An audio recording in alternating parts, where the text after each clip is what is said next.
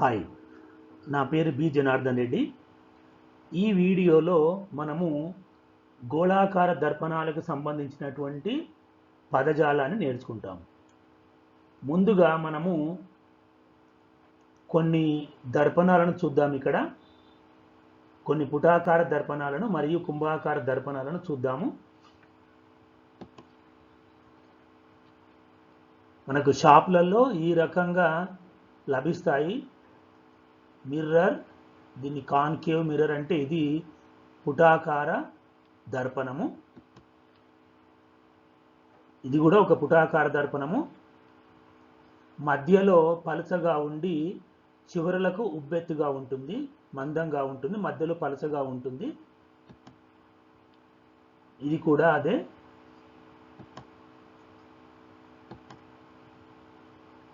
ఇవి కూడా పుటాకార దర్పణాలే.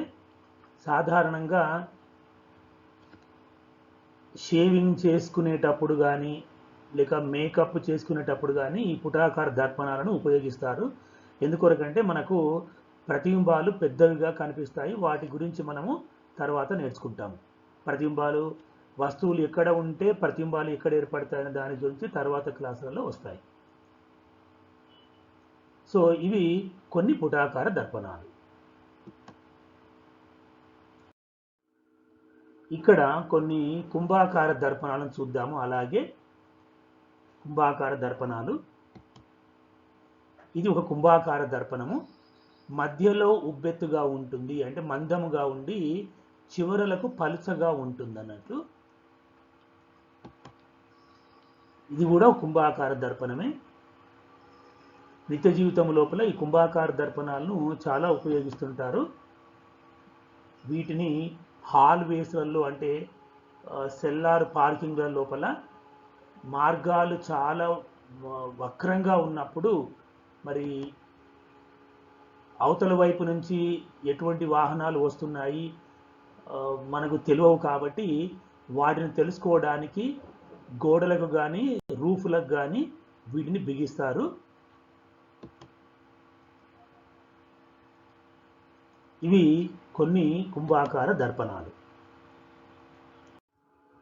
ఇప్పుడు గోళాకార దర్పణాలకు సంబంధించినటువంటి పదాలు ఏంటి అనేది నేర్చుకుంటాం మనము. విడివిడిగా అంటే పుటాకార దర్పణానికి కుంభాకార దర్పణానికి విడివిడిగా చూపిస్తాను. ఫస్ట్ గోళాకార దర్పణాల లోపల మనం ఏ రకమైనటువంటి పదాలు వాడుతాము అనేది చూద్దాం. ఒకటి దర్పణ ధ్రువము, రెండవది వక్రతా కేంద్రము, మూడవది ప్రధానాక్షము, 4 వక్రతా వ్యాసార్థము, 5 నాభి లేదా ప్రధాన నాభి, 6 నాభ్యాంతరము, 7 వస్తువు దూరము, 8 ప్రతిబింబ దూరము, 9 ఆవర్ధనము. ఈ 9 పదాలను గురించి నేను ఈ వీడియోలో ఒక్కొక్క దర్పణానికి అంటే పుటాకార దర్పణానికి కుంభాకార దర్పణానికి వేరువేరుగా వివరిస్తాను.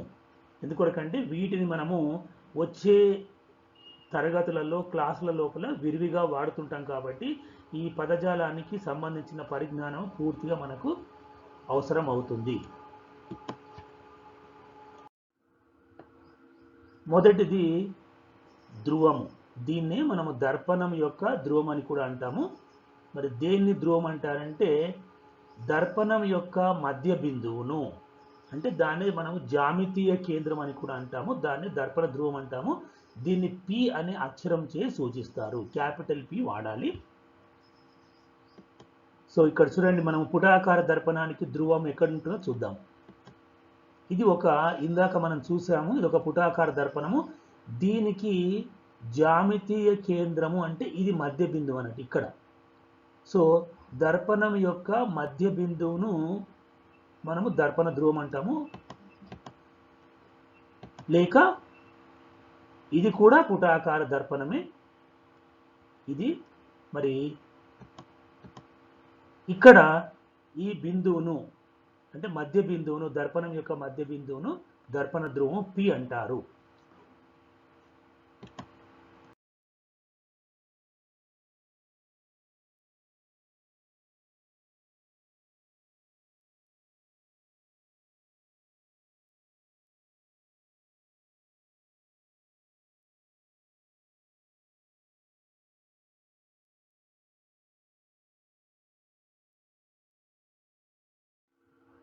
అదే విధముగా కుంభాకార దర్పణానికి ధ్రువము చూద్దాము. ఇది కుంభాకార దర్పణము. మీరు ఊహించవచ్చు దీని యొక్క ధ్రువం ఎక్కడ ఉంటుందనేది ఇక్కడ మధ్యలో ఉంటుంది పి.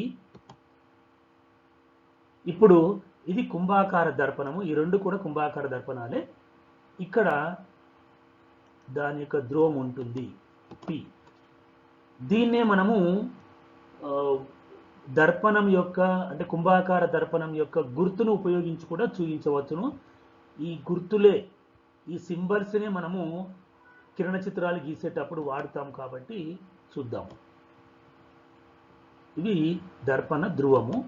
దీన్నే మనం ఈ రకంగా కూడా చూపించవచ్చు. ఇది కుంభాకార దర్పణానికి గుర్తు. దీని యొక్క ధ్రువము ఇక్కడ చూపిస్తాము పి. ఓకే. నెక్స్ట్ రెండవది వక్రతా కేంద్రము. దీన్ని సి అనే అక్షరం చే సూచిస్తాము. మనం తీసుకున్నటువంటి గోళాకార దర్పణము అంటే అది పుటాకార దర్పణం కావచ్చు లేక కుంభాకార దర్పణం కావచ్చు. వాటిని మనం ఏ గోళము నుంచి అయితే మనము కత్తిరించినామో తీసుకున్నామో ఆ గోళం యొక్క కేంద్రాన్ని గోళాకార దర్పణం యొక్క వక్రతా కేంద్రం అంటారు. గోళాకార దర్పణము ఏ గోళం యొక్క భాగమో ఆ గోళం యొక్క కేంద్రాన్ని గోళాకార దర్పణం యొక్క వక్రతా కేంద్రము అంటారు. చూడండి, ఇప్పుడు ఇది ఒక గుళ్ళ గోళము. మనము ఈ గోళము నుండే రెండు దర్పణాలు తయారు చేసుకున్నాం. ఇక్కడ చూడండి, మనకు వీటిని ఆల్రెడీ ఇంతకు మొదలే తయారు చేసినటువంటి దర్పణాలను నేను ఈ లోపల పెట్టి ఒకసారి చూపిస్తున్నాను. ఇది ఒక పుటాకార దర్పణం. దీని నుంచే తయారు చేశాను. దీన్ని మనం ఇలా కట్ చేసుకొని తయారు చేసినాం. ఈ గోళము నుంచి మనం కుంభాకార దర్పణాన్ని కూడా తయారు చేసినాం. ఇప్పుడు ఇది ఒక పుటాకార దర్పణము, ఇది ఒక కుంభాకార దర్పణం. ఈ రెండు కూడా ఏ గోళం యొక్క భాగాలు అంటే ఈ గోళం యొక్క భాగాలు. ఈ గోళములో నుంచి మనం తీసుకున్నాము కాబట్టి ఈ గోళం యొక్క కేంద్రమే వీటికి వక్రతా కేంద్రం అవుతుంది. వీటిని మనము బయటికి తీసుకొద్దాము. ఫస్ట్ ఈ గోళాన్ని బయటికి తీసుకుందాము. గోళం కాదు, ఈ దర్పణాన్ని, ఈ పుటాకార దర్పణాన్ని మనం బయటికి తీసుకొద్దాం. దీన్ని గుళ్ళ గోళం అంటాం మనం మొత్తం గోళాన్ని. ఓకే, ఇది కేంద్రం అంటే ఈ మొత్తం గుళ్ళ గోళం యొక్క కేంద్రం. ఓకే, ఇప్పుడు ఈ భాగాన్ని మనం బయట తీసుకుందాం. చూడండి, అంటే ఈ పుటాకార దర్పణము ఈ గోళములో నుంచి తయారు చేయబడింది. అంటే ఈ గోళాన్ని కత్తిరించి మనం తయారు చేసుకున్నాం కాబట్టి ఈ గోళం యొక్క కేంద్రమే దీని వక్రతా కేంద్రం అవుతుంది. అదే విధముగా దీన్ని కూడా తీసుకోండి. సో ఇది కుంభాకార దర్పణం, ఇది పుటాకార దర్పణం. ఈ రెండు దర్పణాలు ఈ గుళ్ళ గోళాన్ని కత్తిరించి తీసుకున్నాం.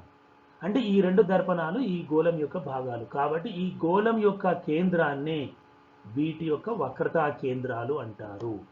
సో దీనికి వక్రతా కేంద్రం ఇది, దీనికి వక్రతా కేంద్రం కూడా అదే బిందువు సి అవుతుంది. ఓకే,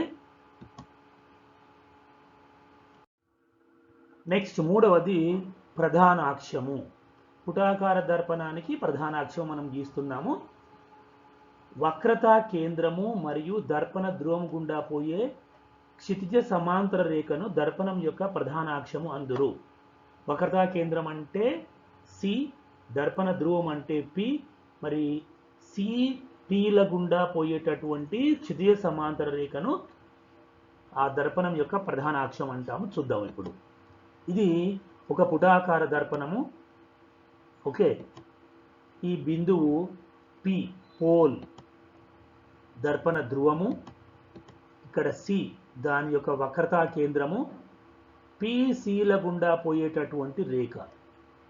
ఎటువంటి రేఖ అంటే అది క్షితిజ సమాంతర రేఖ, అంటే భూమికి సమాంతరంగా ఉన్నటువంటి రేఖ ఇలా అన్నట్టు. దీన్ని మనము ప్రధాన అక్షం అంటాము. ఇక్కడ గీయబడినటువంటి రేఖను లేక రేఖా ఖండాన్ని ప్రధానాక్షము అంటారు పుటాకార దర్పణానికి. దీన్నే మనము గుర్తును ఉపయోగించి కూడా చూపించవచ్చు. నెక్స్ట్ దాంట్లో వస్తుంది. ఇది పుటాకార దర్పణము, ఇది కూడా పుటాకార దర్పణమే. ఇక్కడ పి, ఇక్కడ సి. ఓకే, నెక్స్ట్ సి మరియు పిల గుండా పోయేటటువంటి రేఖను ప్రధానాక్షము అంటాం. దీన్ని మనము పుటాకార దర్పణం యొక్క గుర్తును ఉపయోగించి కూడా చూపించవచ్చును. ఇది పుటాకార దర్పణాన్ని సూచించడానికి మనం వాడేటటువంటి గుర్తు. ఈ వైపున పూత ఉంది కాబట్టి లోపలి భాగము, ఈ లోపలిగా ఉన్నటువంటి ఈ వక్రతలం పుటాకారంగా ఉంది. ఇది పరావర్తనం చెందుతున్నటువంటి తలం కాబట్టి ఇది పుటాకార దర్పణం యొక్క గుర్తు. దీని ద్వారా కూడా మనం ప్రధానాక్షాన్ని చూపించవచ్చును. ఈ మధ్య బిందువు పి అంటే ధ్రువము. ఇక్కడ దీన్ని మనము ఇలా ఊహించుకుంటే, ఇది పూర్తిగా గోళము ఇలా ఉందని ఊహించుకుంటే దీని యొక్క ధ్రువము కాదు, వక్రతా కేంద్రం ఇక్కడ ఉంటుంది అన్నట్టు, సి, ఈ ప్రాంతంలో సి. ఓకే, వక్రతా కేంద్రం సి. ఇప్పుడు సి పీల గుండా పోయేటటువంటి క్షితిజ సమాంతర రేఖ, ఈ రేఖను ప్రధానాక్షము అందురు. ఓకే, ఇది ప్రధానాక్షము. దేనికి? పుటాకార దర్పణానికి. అలాగే కుంభాకార దర్పణానికి కూడా మనం ప్రధానాక్షాన్ని గీసి చూద్దాం. నెక్స్ట్ ప్రధానాక్షము కుంభాకార దర్పణానికి నిర్వచనము ఏమి మారదు, అదే నిర్వచనం ఉంటుంది. వక్రతా కేంద్రము మరియు దర్పణ ధ్రువం గుండా పోయే క్షితిజ సమాంతర రేఖను దర్పణం యొక్క ప్రధానాక్షం అంటాము. ఇక్కడ కుంభాకార దర్పణం తీసుకుంటున్నాము. ఇది కుంభాకార దర్పణము. ఇక్కడ దర్పణం యొక్క ధ్రువము పి ఉంటుంది.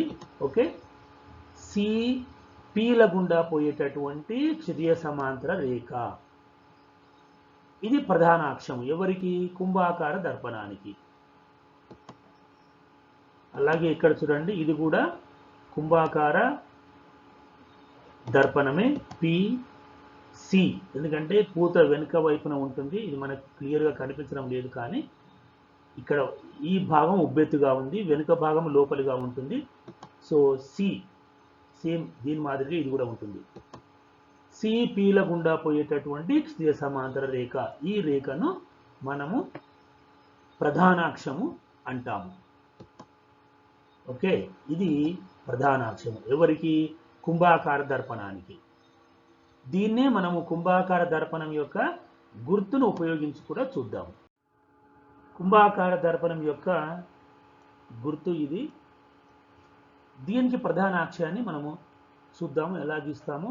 సేమ్ అదే ప్రొసీజరు, అదే పద్ధతి. ఇది కుంభాకార దర్పణము. ఇక్కడ మధ్య బిందువు ధ్రువము పి, సి ఇక్కడ ఉంటుంది, వక్రతలం ఇక్కడ ఉంది కాబట్టి ఇది సి, వక్రత కేంద్రము. సి పీల గుండా పోయేటటువంటి క్షితిజ సమాంతర రేఖ, భూమికి సమాంతరంగా గీసినటువంటి రేఖ ఇది, కాబట్టి దీన్ని మనము ప్రధానాక్షము అని అంటాము. ఓకే,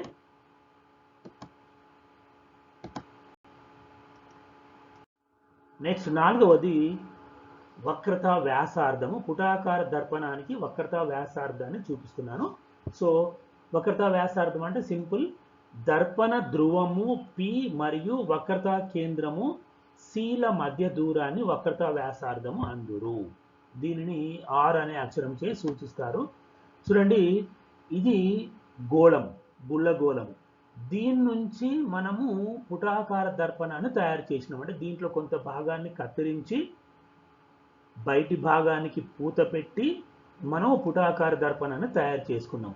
కాబట్టి దీని యొక్క వ్యాసార్థమే, ఈ గోళం యొక్క వ్యాసార్థమే పుటాకార దర్పణం యొక్క వ్యాసార్థం అవుతుంది. అలా చెప్పొచ్చు. లేక పి నుండి సి వరకు, పి అంటే దర్పణ ధ్రువము, పి నుండి సి వరకు ఉన్నటువంటి దూరం, ఇది పి. ఓకే, దీన్ని మనము వ్యాసార్థము, ఈ గోళం యొక్క వ్యాసార్థం ఇది ఆర్. ఇప్పుడు చూడండి, ఇది పుటాకార దర్పణము, ఈ మధ్య బిందువుని దర్పణ ధ్రువం అంటాము. ఇది వక్రతా కేంద్రము సి. సో సేమ్ ఇవన్నట్టు ఇక్కడ పి మరియు సిల మధ్య ఉండే దూరాన్ని, ఇదేమో మనకు తెలుసు ప్రధానాక్షము. ఇప్పుడు పి నుండి సి వరకు ఉన్నటువంటి దూరాన్ని వక్రతా వ్యాసార్థం అంటారు. ఓకేనా, దీన్ని ఆర్ చే సూచిస్తాము. దీన్ని గుర్తు ద్వారా ఇలా చూపించవచ్చును. ఇది ప్రధానాక్షము, ఈ దూరం పీసీల మధ్య ఉండే దూరాన్ని ఆర్ చే సూచిస్తాం. ఇది వక్రతా వ్యాసార్థం పుటాకార దర్పణానికి. కుంభాకార దర్పణానికి కూడా వక్రతా వ్యాసార్థం అదే నిర్వచనం ఉంటుంది, అదే మాదిరిగా ఉంటుంది. దర్పణ ధ్రువము అంటే కుంభాకార దర్పణం అన్నట్టుది. కుంభాకార దర్పణ ధ్రువము పి మరియు దాని వక్రతా కేంద్రము సిల మధ్య దూరాన్ని వక్రతా వ్యాసార్థము అంటారు. ఇందాక చూపినటువంటి గోళమే. ఓకే, ఈ గోళము నుండి మనము కొంత భాగాన్ని తీసుకొని కుంభాకార దర్పణాన్ని తయారు చేసినాము. సో ఇప్పుడు చూడండి, ఇక్కడ ఇది కుంభాకార దర్పణము. ఈ భాగము ఏదైతే ఉందో ఇది కుంభాకార దర్పణాన్ని చూపిస్తుంది, ఉబ్బెత్తుగా ఉంది కాబట్టి. ఇప్పుడు ఇది దర్పణం యొక్క ధ్రువము పి, పోల్, దీని యొక్క వక్రతా కేంద్రము సి, ఇది ప్రధానాక్షము. మరి పిసిల మధ్య దూరాన్ని దీని యొక్క అంటే ఈ కుంభాకార దర్పణం యొక్క వక్రతా వ్యాసార్థం ఆర్ అంటారు. దీన్నే మనము ఈ కుంభాకార దర్పణం యొక్క గుర్తు ద్వారా కూడా చూపవచ్చు. పిసి. ఓకే, ఇది ప్రధానాక్షము. ఇప్పుడు పిసిల మధ్య దూరాన్ని ఆర్ అంటాము, వక్రతా వ్యాసార్థము అంటాము. నెక్స్ట్ పదము ప్రధాన నాభి. ప్రధాన నాభి పుటాకార దర్పణానికి. దీన్ని ఇంగ్లీషులో ఫోకల్ పాయింట్ అంటారు, లేదా ఫోకస్ అంటారు. కాబట్టి దీనికి మనం ఎఫ్ అనే గుర్తు వాడదాము. క్యాపిటల్ ఎఫ్ వాడుతున్నాము, స్మాల్ ఎఫ్ వాడకూడదు. ఎందుకంటే స్మాల్ ఎఫ్ అనేది దర్పణాల లోపల మరొక పదానికి వాడతాము.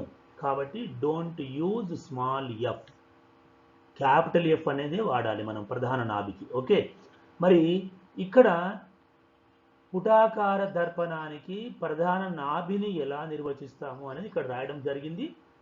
ప్రధాన అక్షానికి మీకు చూపిస్తాను తర్వాత. ప్రధాన అక్షానికి సమాంతరంగా ప్రయాణిస్తున్నటువంటి కాంతి కిరణాలు పుటాకార దర్పణంపై పడి పరావర్తనం చెందిన తర్వాత ఆ పరావర్తన కిరణాలన్నీ ప్రధాన అక్షాన్ని ఒక బిందువు వద్ద ఖండిస్తూ పోతాయి. మరి ఆ పరావర్తన కిరణాలు ప్రధాన అక్షాన్ని ఏ బిందువు వద్ద ఖండిస్తాయో ఆ బిందువునే ప్రధాన నాభి అంటారు. ఇప్పుడు చూద్దాం. మనం ఇక్కడ పుటాకార దర్పణాన్ని తీసుకుందాము. ఇది పుటాకార దర్పణం. ఓకే, దానికి సంబంధించినటువంటివన్నీ మొదలు గుర్తిద్దాము. అంటే దాని యొక్క ధ్రువము, ఓకే, నెక్స్ట్ వక్రతా కేంద్రము, ప్రధాన అక్షం, ఇవన్నీ మనము మొదలు గీద్దాము. ఇది పుటాకార దర్పణము. ఓకే, ఇది ప్రధాన అక్షం, నేను మొదలే గీసేసాను. ఇక్కడ ఏముంటుందంటే ధ్రువము పి, నెక్స్ట్ ఇక్కడ వక్రతా కేంద్రము సి. సో ఇప్పుడు ఈ ప్రధానాక్షానికి సమాంతరంగా కొన్ని కాంతి కిరణాలు దర్పణం పైన పతనం అవుతున్నాయి అనుకుందాం.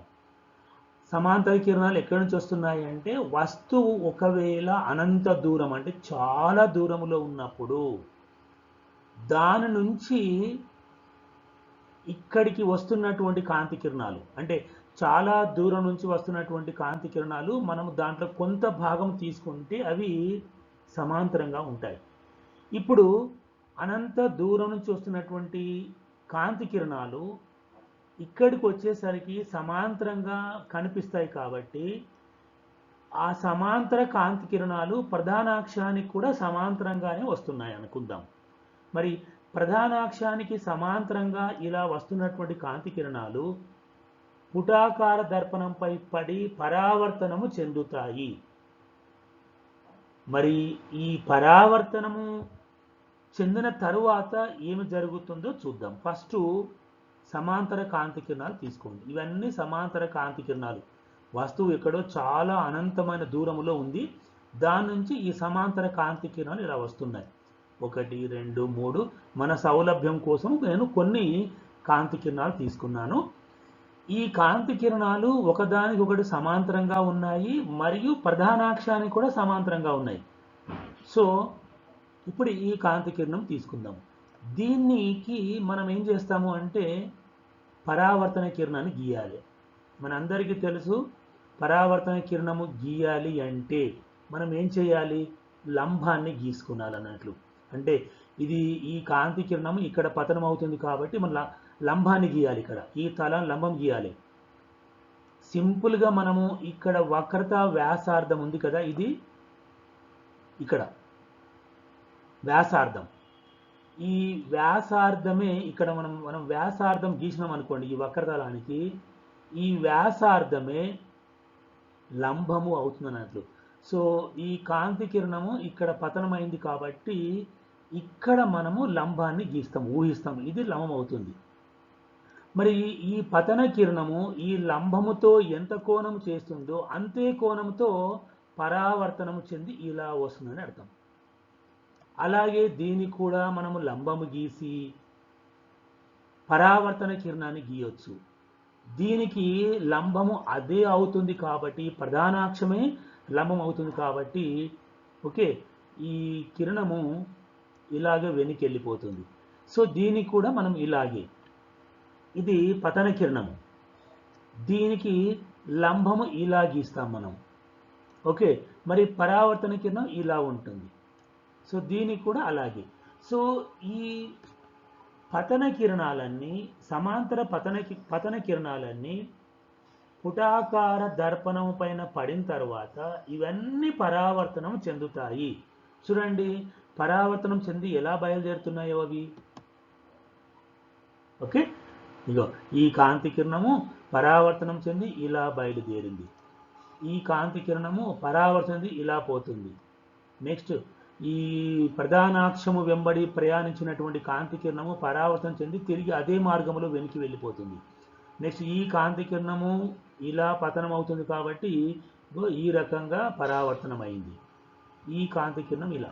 సో ఈ పరావర్తన కిరణాలన్నీ కూడా మనము జాగ్రత్తగా పరిశీలించినట్లయితే ఇవన్నీ కూడా ప్రధానాక్షం పైన ఒక బిందువు వద్ద కేంద్రీకరించబడుతున్నాయి, అంటే ఒక బిందువు వద్ద కలుసుకుంటూ పోతున్నాయి. అందుకొరకే ఈ దర్పణాన్ని కేంద్రీకరణ దర్పణం అని కూడా అంటారు. ఎందుకొరకంటే తన పైన పడినటువంటి కాంతి కిరణాలన్నీ పరావర్తనం చెందించి ఒక బిందువు వద్ద కేంద్రీకరింప చేస్తుంది. ఓకే, మరి ఏ బిందువు వద్దనైతే ప్రధానాక్షంపై ఏ బిందువు వద్దనైతే కేంద్రీకరించబడతాయో ఆ బిందువునే ప్రధాన నాభి అని అంటారు. It's very very important.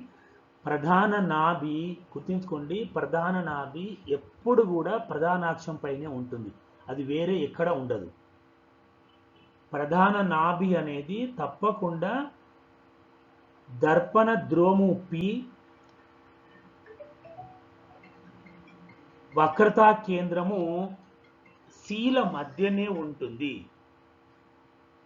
Okay, Darpana ద్రోము P మరియు దాని యొక్క వక్రతా కేంద్రము శీల మధ్యనే ఉంటుంది. మరి అది మళ్ళీ మనకు తర్వాత క్లాసులలో ఇంకా డీటెయిల్గా వస్తుంది. ఓకే, కరెక్ట్గా మధ్యలోనే ఉంటుందా లేక అటు ఇటుగా ఉంటుందా అనేది మనం తర్వాత నేర్చుకుంటాము. సో ఇప్పుడు ఇవి మన పరావర్తన కిరణాలన్నీ కూడా ప్రధానాక్షాన్ని ఒక బిందువు వద్ద ఖండిస్తూ పోతున్నాయి. మరి ఏ బిందువు వద్ద ఖండిస్తాయో ఆ బిందువునే ప్రధాన నాభి అని అంటాము. దీన్ని ఎఫ్ అనే అక్షరం చేసి సూచించాలి. ఓకే, ఇగో ఇక్కడ ఖండిస్తున్నాయి కాబట్టి ఇది ప్రధాన నాభి ఎఫ్. ఓకే, ఇప్పుడు మనం పుటాకార దర్పణం యొక్క గుర్తును ఉపయోగించి కూడా ప్రధాన నాభిని చూపవచ్చు. ఓకే, ఇది పి దర్పణ ధ్రువము. ఓకే, ఇది సి వక్రతా కేంద్రము సి. సో ఇది ప్రధాన అక్షం. ఇప్పుడు మనము ప్రధాన నాభిని గుర్తించాలి. ఇప్పుడు చూడండి, సేమ్ ఇందాక చెప్పినటువంటి ప్రధాన అక్షానికి సమాంతరంగా వస్తున్నటువంటి కాంతి కిరణాలు దర్పణం పైన పడి పరావర్తనం చెందిన తర్వాత ప్రధాన అక్షాన్ని ఇక్కడ ఖండించుకుంటూ పోతున్నాయి. సో ఈ బిందువుని ఏమంటామంటే మనము ప్రధాన నాభి ఎఫ్ అని అంటాము. ఓకే, ఇప్పుడు కుంభాకార దర్పణానికి ప్రధాన నాభిని ఎలా గుర్తించాలో చూద్దాం. ప్రధాన నాభి విషయానికి వచ్చినట్లయితే పుటాకార దర్పణానికి కుంభాకార దర్పణానికి కొంచెం తేడా ఉంటుంది. అందుకొరకే జాగ్రత్తగా పరిశీలించండి. ప్రధాన నాభి కుంభాకార దర్పణము ప్రధాన అక్షానికి సమాంతరంగా ప్రయాణిస్తున్న కాంతి కిరణాలు కుంభాకార దర్పణంపై పడి పరావర్తనం చెందిన తరువాత మరి ఆ పరావర్తన కిరణాలన్నీ దర్పణము వెనుక వైపున లేక దర్పణము అవతల ప్రధానాక్షం పై గల ఒక బిందువు నుండి వస్తున్నట్లుగా లేక వికేంద్రీకరించబడుతున్నట్టుగా కనిపిస్తాయి. మరి ఆ బిందువునే మనం ప్రధాన నాభి అంటారు. ఓకే, సో పుటాకార దర్పణం అయితేనేమో కాంతి కిరణాలు దానిపైన పడినప్పుడు ఆ కాంతి కిరణాలన్నింటినీ పరావర్తనం చెందించి ఒక బిందువు వద్ద పడేస్తుంది. అందుకొరకే దాని కేంద్రీకరణ కటకం అంటాము. అదే కుంభాకార దర్పణం అయితే దానిపైన పడినటువంటి కాంతి కిరణాలన్నీ దూరంగా చెదరగొడుతుంది, లేక దూరంగా ఒకదానికొకటి దూరంగా ఉండేటట్టుగా పరావర్తనం చెందిస్తుంది. ఇప్పుడు చూద్దాం అది. ఇది ఒక కుంభాకార దర్పణము. దర్పణం యొక్క ధ్రువము పి, ఇది సి వక్రతా కేంద్రము. పీసీల గుండా పోయేటటువంటి క్షితిజ సమాంతర రేఖను మనం ప్రధాన అక్షం అంటాము. ఇక్కడ గీసినామని. ఓకే, ఇది కుంభాకార దర్పణం. ఇప్పుడు ఈ కుంభాకార దర్పణంపై కొన్ని సమాంతర కాంతి కిరణాలు ఇలా వచ్చి పడుతున్నాయి అనుకుందాం. ఇవి సమాంతర కాంతి కిరణాలు కుంభాకార దర్పణం యొక్క తలం పైన పతనం చెందినవి. ఇప్పుడు ఉదాహరణకు మనము ఈ ఒక కిరణాన్ని తీసుకుందాం. ఇది ఒక పతన కిరణం. ఈ పతన కిరణము ఏ దిశలో పరావర్తనం చెందుతుంది అంటే దానికి ఇష్టం వచ్చినటువంటి దిశ లోపల పరావర్తనము చెందదు. ఎందుకొరకంటే ఇవన్నీ కిరణాలు కూడా పరావర్తన సూత్రాలను ఆధారంగా చేసుకొని పరావర్తనం చెందుతాయి. సో ఇప్పుడు ఒక ఎగ్జాంపుల్ ఇది తీసుకుందాం మనం. ఇది పతన కిరణం. ఇది ఏ దిశలో పరావర్తనం చెందుతుంది అంటే మొట్టమొదటిగా మనము లంబాన్ని గీసుకునాలి. లంబం ఎక్కడుంటుంది దీనికి అంటే పతన బిందువు వద్ద లంబాన్ని గీయాలి. లంబము గీయాలంటే మనము ఇంతకు మొదలు చెప్పినటువంటి వీడియోలో చెప్పడం జరిగింది. సింపుల్గా ఈ బిందువు నుండి వక్రతా కేంద్రానికి మనం ఇక్కడ వ్యాసార్థం గీయాలి. ఇది వ్యాసార్థం. ఓకే, ఈ వ్యాసార్థమే మనకు లంబము అవుతుంది. కాబట్టి పతన బిందువు వద్ద మనము లంబము గీస్తే ఇలా ఉంటుంది అన్నట్టు, ఇట్లా. ఓకే, ఇప్పుడు పతన కిరణం ఇక్కడుంది. పరావర్తన కిరణము కంపల్సరిగా లంబానికి అవతల వైపున ఉంటుంది. సో ఇప్పుడు ఈ పతన కిరణము పరావర్తనం చెంది ఇలా వెళ్ళిపోతుంది అన్నట్టు. అట్లా ఈ కిరణం కూడా పరావర్తనం చెంది ఇలాగే వెళ్ళిపోతుంది ఇట్లా. ఇప్పుడు చూడండి పరావర్తన కిరణాలన్నీ ఎలా ఉంటాయో దీనికి. That's all. ఇవన్నీ కూడా పరావర్తన కిరణాలు. అంటే ఇప్పుడు ఈ మొదటి కిరణము పరావర్తనము చెంది ఇలా వెళ్ళిపోతుంది. ఇంకా ఇది రెండవ కిరణము పరావర్తనం చెంది ఇలా వెళ్ళిపోతుంది. ఇక మూడవ కిరణము ఇది ప్రధానాక్షం వెంబడే ప్రయాణిస్తుంది కాబట్టి పరావర్తనం చెంది తిరిగి అదే మార్గంలో వెళ్ళిపోతుంది. ఇక ఇది నాలుగవ కిరణము ఇలా వెళ్ళిపోతుంది, ఇది ఇలా వెళ్ళిపోతుంది. ఓకే, ఇప్పుడు పరావర్తన కిరణాలన్నింటినీ మనం జాగ్రత్తగా పరిశీలించినట్లయితే ఈ పరావర్తన కిరణాలని మనం ఇలాగే ముందుకు పొడిగిస్తే అవి ఇంకా దూరంగా వెళ్ళిపోతుంటాయి తప్ప ఎక్కడ కూడా కలుసుకోవన్నట్లు. ఓకే, ఒకవేళ మనము వీటికి అడ్డంగా నిలబడి చూస్తున్నాం అనుకోండి, ఈ పరావర్తన కిరణాలని మనం ఇట్లా ఇక్కడి నుంచి చూస్తున్నాం అనుకోండి, మనకు ఏమని భ్రమ కలుగుతుందంటే ఈ కిరణాలు ఈ దర్పణానికి వెనకాల నుంచి ఒక జనకము నుంచి, ఒక బిందు జనకము నుంచి వస్తున్నట్లుగా కనిపిస్తాయి అన్నట్లు. ఇప్పుడు ఈ కిరణాలను మనము ఎదుర్కొన్నట్లయితే, మనం ఇక్కడికి వెళ్ళి చూసినట్లయితే ఇవి కానీ లేక ఇవి కానీ ఈ పరావర్తన కిరణాలని మనం ఇక్కడికి వెళ్ళి చూసినట్లయితే మనకు ఏమి భ్రమ కలుగుతుందంటే ఈ పరావర్తన కిరణాలు దర్పణానికి వెనుకాల ఒక బిందు జనకము నుంచి వస్తున్నట్లుగా కనిపిస్తాయి. మరి ఏ బిందువు నుంచి ఈ పరావర్తన కిరణాలు వికేంద్రీకరించబడుతున్నట్లు కనిపిస్తాయో ఆ బిందువునే కుంభాకార దర్పణానికి ప్రధాన నాభి అని అంటారు. మరి ఈ నాభిని మనం ఎలా చూపించాలి, ఎలా గుర్తించాలి అంటే సింపుల్గా చూడండి, ఈ పరావర్తన కిరణాలని మనం ముందుకు పొడిగించినట్లయితే అవి ఎక్కడ కూడా కలుసుకోవడానికి వీల్లేదు, కలుసుకోవు. ఎందుకంటే వాటి మధ్య దూరం పెరుగుతూ పోతుంటుంది.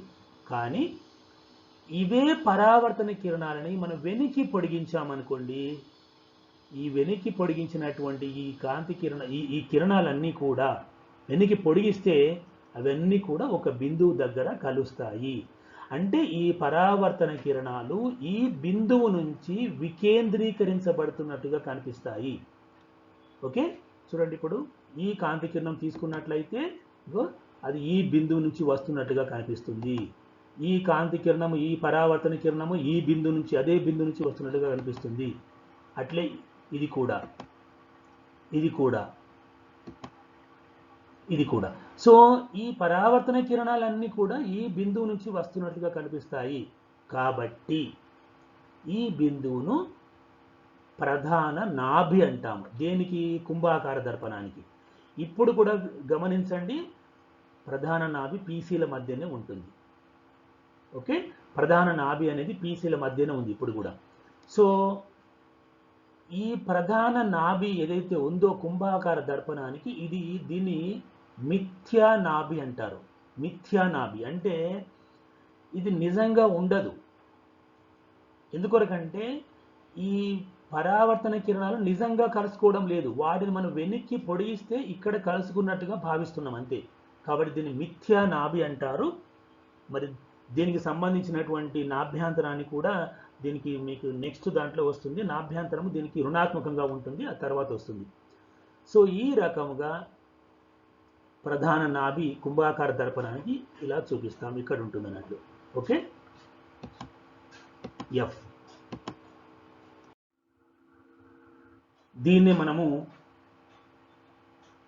కుంభాకార దర్పణం యొక్క గుర్తును ఉపయోగించి కూడా చూపవచ్చును. ఇది కుంభాకార దర్పణం యొక్క గుర్తు, పూత ఈ వైపున పూయబడింది. ఇది పరావర్తనం చెందించే తలము. ఈ గుర్తులనే మనము నెక్స్ట్ వచ్చేటటువంటి క్లాసులలో, అంటే కిరణ చిత్రాలు గీసేటప్పుడు కేవలము గుర్తులను మాత్రం ఉపయోగిస్తాము. దర్పణాలను పెట్టి కూడా మనము నేరుగా చూపవచ్చును, కాకపోతే సౌలభ్యం కోసము మనం గుర్తులు వాడతాం. ఓకే, పీసీ ఇది ప్రధానాక్షము, కుంభాకార దర్పణం ఇది. సమాంతర కాంతి కిరణాలు దర్పణం పైన పడ్డాయి, పరావర్తనం చెందుతున్నాయి. ఈ పరావర్తన కిరణాలు ఇక్కడ ఈ బిందువు నుంచి వస్తున్నట్టుగా కనిపిస్తున్నాయి. మరి ఏ బిందువు నుంచి వికేంద్రీకరించబడుతున్నట్టు కనిపిస్తున్నాయో ఆ బిందువునే ప్రధాన నాభి అంటారు కుంభాకార దర్పణానికి. That's all. నెక్స్ట్ మరొక పదము మనం నేర్చుకుంటున్నటువంటి పదజాలం లోపల మరొక పదం ఏంటంటే నాభ్యాంతరం. పుటాకార దర్పణానికి నాభ్యాంతరము, దీన్ని స్మాల్ ఎఫ్నే వాడాలి. నాభ్యంతరానికి స్మాల్ ఎఫ్ వాడాలి, ప్రధాన నాభులను చూపేటప్పుడు క్యాపిటల్ ఎఫ్ వాడాలి. సో నాభ్యంతరం అంటే సింపుల్. పి అంటే దర్పణ ధ్రువము, ఎఫ్ అంటే ప్రధాన నాభి. పిఎఫ్ల మధ్య ఉండే దూరాన్ని నాభ్యంతరం అని అంటారు. చూడండి, ఇప్పుడు మనము పుటాకార దర్పణానికి నాభ్యంతరాన్ని చూపిస్తున్నాను. ఇది పి, ఇది సి, ఎఫ్. ప్రధాన నాభి అనేది ఎగ్జాక్ట్గా పీసీల మధ్యలో ఉంటుంది. పీసీల మధ్యలో ఉంటుంది. మరి నాభ్యంతరానికి వక్రతా వ్యాసార్థానికి ఒక సంబంధం కూడా ఉంటుంది. అది మీకు తర్వాత క్లాసుల్లో చెప్తాను. సో ఇక్కడ నాభ్యంతరం అంటే ఎఫ్ అంటే పిఎఫ్ల మధ్య ఉండే దూరాన్ని స్మాల్ ఎఫ్ చే సూచిస్తారు. ఇక్కడ నుంచి ఇక్కడికి దూరం R, capital R. So small F equal to నాభ్యంతరము వక్రతా వ్యాసార్థంలో సగము ఉంటుంది. ఓకే, దీనికి వివరణ అంటే ప్రూఫ్ కూడా ఉంటుంది, తరువాత మీకు చెప్తాను. ఇది ఎఫ్, అదే ఇక్కడ కూడా చూపిస్తున్నాను. ప్రధానాక్షము, ఓకే, పిఎఫ్ల మధ్య ఉండే దూరం అంటే దర్పణ ధ్రువానికి ప్రధాన నాభికి మధ్య ఉండే దూరాన్ని నాభ్యంతరము అంటారు. స్మాల్ ఎఫ్ చే సూచిస్తారు దాన్ని.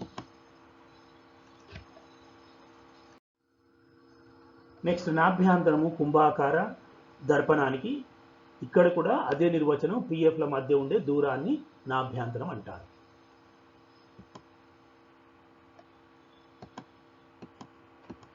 పిసిఎఫ్ ప్రధానాంశం, ఇది పిఎఫ్ల మధ్య ఉండే దూరం, దీన్ని కూడా అదే నిర్వచనం. ఇది రుణాత్మకంగా ఉంటుంది. ఎందుకొరకంటే మనకు ఇది మిథ్యా నాభి కాబట్టి.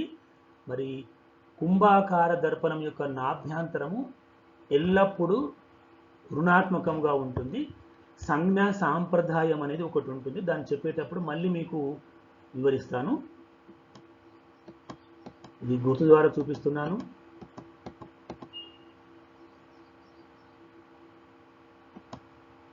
That's all. ఓకే, ఇది నాభ్యంతరము కుంభాకార దర్పణానికి పిఎఫ్ల మధ్య ఉండే దూరం.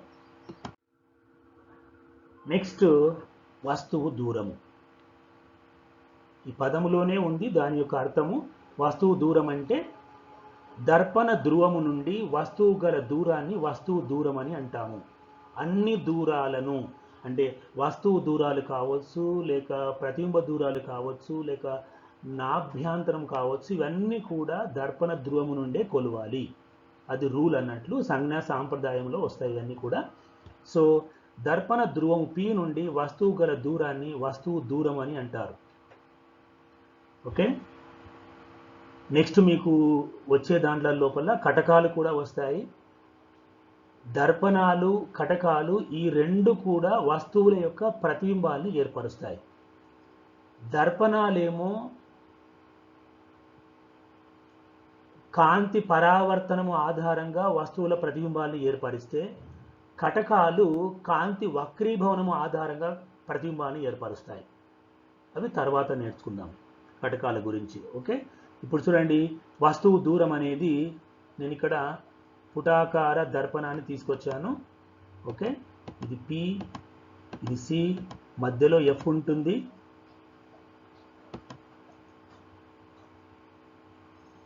ఇది ప్రధానాక్షము.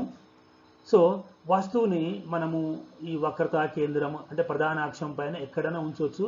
ప్రధానాక్షం పైనే కాకుండా ఎక్కడైనా ఉంచవచ్చు. ఓకే, దాని యొక్క ప్రతిబింబం ఎక్కడ ఏర్పడుతుందనే తర్వాత చూసుకోవచ్చు మనం. ఓకే, ఇది వస్తువు. ఒక క్రొవ్వొత్తిని ఇక్కడ ఉంచాను నేను సి అవతల. ఇప్పుడు ఈ దర్పణ ధ్రువం పి నుండి వస్తువుకు ఉన్నటువంటి దూరం అన్నట్లు. ఈ దూరాన్ని మనం వస్తువు దూరం అని అంటాము. దీన్ని యు చే సూచిస్తారు. ఓకే, ఇది యు. అలాగే ఇక్కడ కూడా చూడవచ్చును.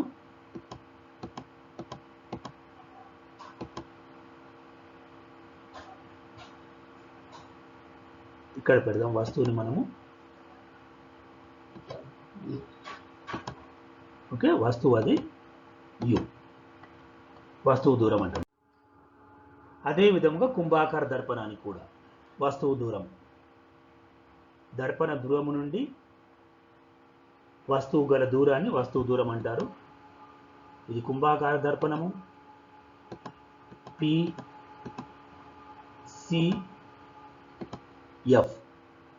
పరావర్తనం చెందించే తలము ఇటువైపు ఉంది కాబట్టి మనం ఇటువైపున చూపకూడదు. CFలు ఇటువైపున ఉండవు. ఎందుకొరకంటే వక్రం ఇక్కడుంది, ఇటు సైడు. ఈ గోళాన్ని మనం పూర్తి చేస్తే ఇలా ఉంటుంది. ఓకే, సో ఇటు సైడ్ చూపించాలి. ఇది ప్రధానాక్షము. ఇక్కడ వస్తువుని ఉంచాను నేను. ఇప్పుడు P నుండి ఈ వస్తువుకు ఉన్నటువంటి దూరం. ఓకే, దీన్ని వస్తువు దూరం అంటాం. ఇక్కడ కూడా చూడవచ్చు, కుంభాకార దర్పణం యొక్క గుర్తుని వాడి నేను చూపిస్తున్నాను. ఇది వస్తువు, ఇది వస్తువు దూరం. P నుండి వస్తువుకు ఉన్నటువంటి దూరం అది. ఓకే,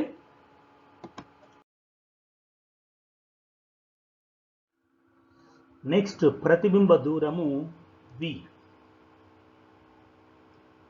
వస్తువు దూరాన్ని ఎలాగైతే కొలుస్తామో ప్రతిబింబ దూరాన్ని కూడా అలాగే కొలవాలి. ఇది దర్పణ ధ్రువము నుండి ప్రతిబింబానికి గల దూరాన్ని ప్రతిబింబ దూరం అంటారు. పుటాకార దర్పణం తీసుకుంటున్నాం మనం. ఫస్ట్ PCF ప్రధాన నాభి. ఈ ప్రధాన నాభిని మీరు చూపేటప్పుడు తప్పకుండా PCల మధ్యలో ఉండేటట్టు చూసుకునాలి. ఎందుకొరకంటే నాభ్యాంతరం అనేది వక్రతా వ్యాసార్థం లోపల సగం ఉంటుంది.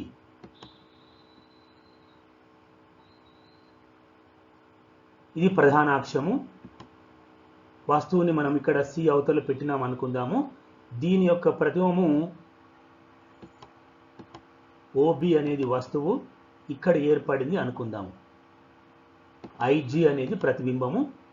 వస్తువుని దర్పణం ముందు ఎక్కడ ఉంచితే దాని యొక్క ప్రతిబింబం ఎక్కడ ఏర్పడుతుంది అనే దాని గురించి వచ్చే క్లాసులలో మనము జామితీయ కిరణ చిత్రాలు గీయడం ద్వారా నేర్చుకోవచ్చు.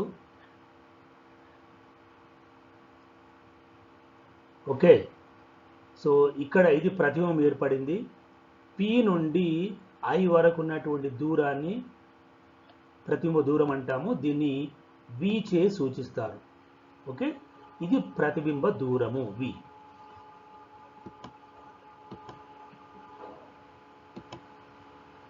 ఓకే, ఇక్కడ కూడా చూపించవచ్చు మనము. పుటాకార దర్పణం యొక్క గుర్తుని వాడి కూడా మనము చూపిద్దాము. ఇది వస్తువు, సో దాని యొక్క ప్రతిబింబము ఇక్కడ ఏర్పడింది. సో ఇక్కడ నుంచి ఇక్కడ దూరాన్ని ప్రతిబింబ దూరం అంటాము. దీన్ని V చే సూచిస్తాము. ఓకే,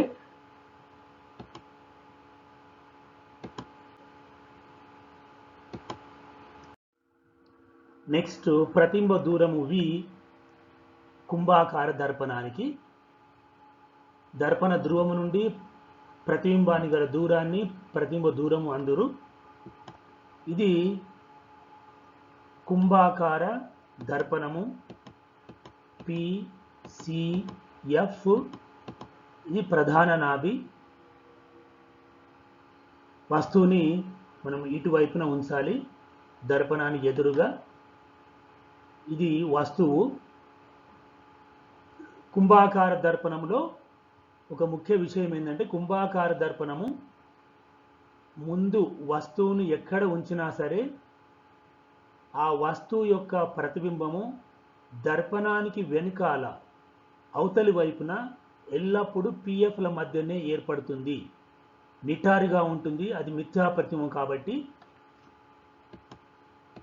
OB అనేది వస్తువు, IG అనేది ప్రతిబింబం. ఇప్పుడు ఇక్కడి నుంచి ఇక్కడికి దూరాన్ని మనం ప్రతిబింబ దూరం అంటాము. v అనేది ప్రతిబింబ దూరం. ఓకే,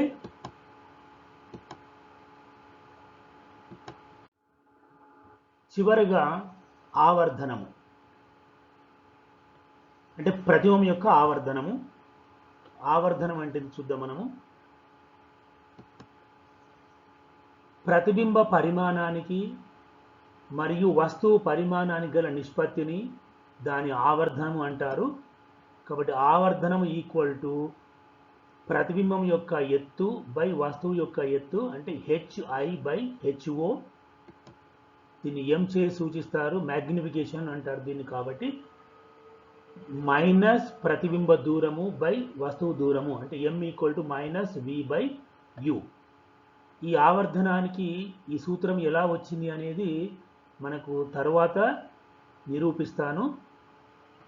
దర్పణ సూత్రం ఉంటుంది ఒకటి, దర్పణ సూత్రము, ఆవర్ధనానికి సూత్రము, ఈ రెండు కూడా మీకు తర్వాత నిరూపిస్తాను వాటిని. Okay, thank you.